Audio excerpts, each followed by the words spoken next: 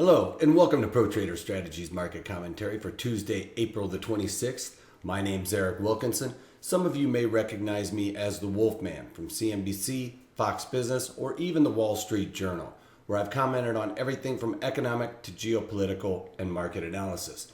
Please keep in mind that everything that we talk about in these daily market commentaries is not a solicitation to buy or sell any of these securities or strategies.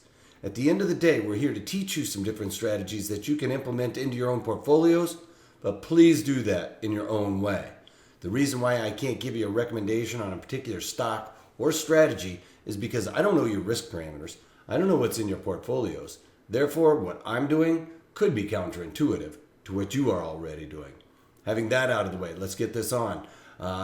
Some economic data that we got out today. Flash PMI came in at 52.1, which would show expansion. It's not the widely looked at ISM PMI number, but it is a precursor to that.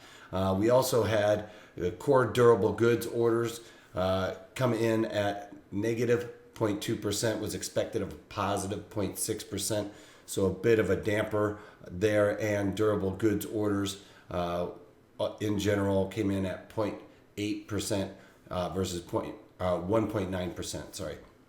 Core durable goods pulls out some of the more volatile durable goods from that. And then we also had the Richmond Fed Index came in at 14 versus 11. So better than expected there. Consumer confidence, which is the CB, consumer confidence, came in at 94.2, which was expected 95.8. So not very good numbers coming out today, and the overall markets are reflecting that. As you can see here, NASDAQ down about 19 points on the day. Was positive early this morning, but after this economic data points came out, it started starting to slide. As you can see here, E-mini S&Ps positive on the day. NASDAQ leading its way to the downside.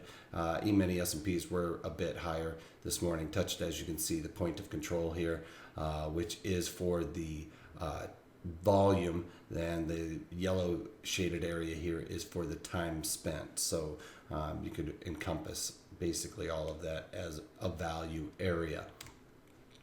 And this is the daily breakdown on the E-mini S&Ps. As you can see, after the economic data points came out, the market really started sliding there. Onto a couple of trades that I've done. And, like in this low implied volatility market, the only thing really to do is wrap strategies around earnings trades. So I've been actually working with Steve Primo, who is also a participant at ProTraderStrategies.com. He gives different types of webinars on setups for candlesticks, setups for bar charts, and all kinds of other little nuances to give you directionality on the market. So I've never really been a directional type trader in that regard with following the candlesticks and things of that nature. So he and I have been working around some of his strategies and implementing options around it, because usually he's more of the buy the stock or short the stock. So we've been working on building some option strategies around that so that you can implement this strategy that Steve Primo has with options, lower your margin, and you're not really risking as much in most regards. So if it does not work out. So anyway, I reached out to him, and he sends out daily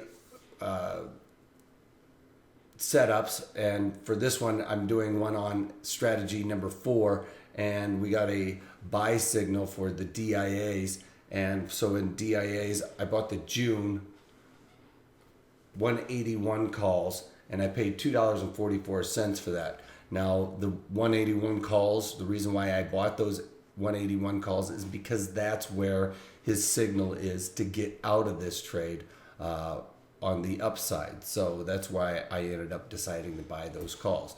We'll go into all of those different rules on Saturday morning for this strategy 4 setup, and how I'm going to wrap different option strategies around that strategy. So stay tuned for that. You can go to potraderstrategies.com, sign up for that. I'm really excited to show some of my results. I've been doing this for a couple of weeks with him and working out some different trades around it, and by and large they are working out pretty nicely.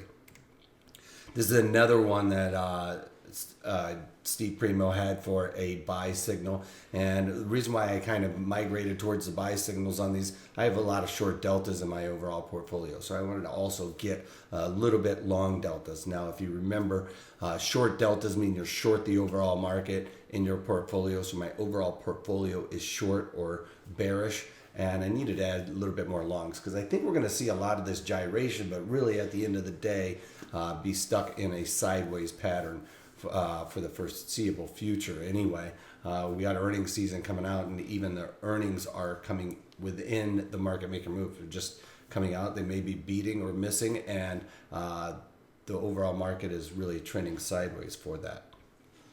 But in Adobe, which is the ticker symbol ADBE, I did the June, and I bought the 95 calls and sold the 100 calls to help finance that. Why did I pick those? The 95 calls were right there at the trigger. And this is a little bit different from the strategy I'm going to be talking about on Saturday, but I wanted to try and play around with some different strategies around this Steve Primo rule. And the reason why I sold 100 calls is because that's where his signal is to get out on that. So I did that as a call spread and paid $2.17 for that. So hopefully these are going to be really quick moves, and then I don't have to worry about the theta decay that I talk so much about in my daily market commentaries. That's about all I got for you guys today. Like I said, Friday's webinar is going to be on long call spreads, and then Saturday morning I'm going to be doing Steve Primo's strategy number 4 wrapped with options. So you can stay tuned for that. Should be a really good one. I'm really excited to do that with Steve. All right, that's all I got for you today. If you can't take that, take it easy.